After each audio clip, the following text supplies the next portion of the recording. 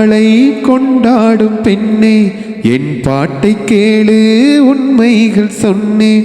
கல்யாண மாலை கொண்டாடும் பெண்ணே, என் பாட்டை கேளு உண்மைகள் சொல்வேன். ஸ்ருதியோடு லயம் போலவே இணையாகும் துணையாகும் சம்சார சங்கீதமே.